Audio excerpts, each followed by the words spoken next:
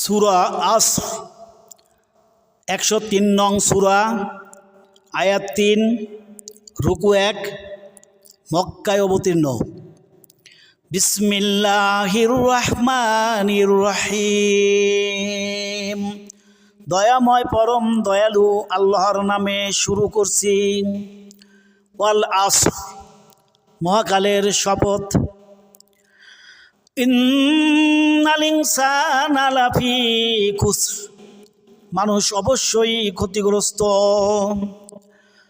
ইল্লাল্লাযীনা আমানু ওয়া আমিলুস সালিহাতি ওয়া তাওয়াসাউ বিল হাক্কি ওয়া তাওয়াসাউ বিস সাবর, কিন্তু উহারা নয় যারা ঈমান আনে ও সৎকর্ম করে এবং পরস্পরকে সত্যের উপদেশ দেয় ও ধৈর্যের উপদেশ দেয়।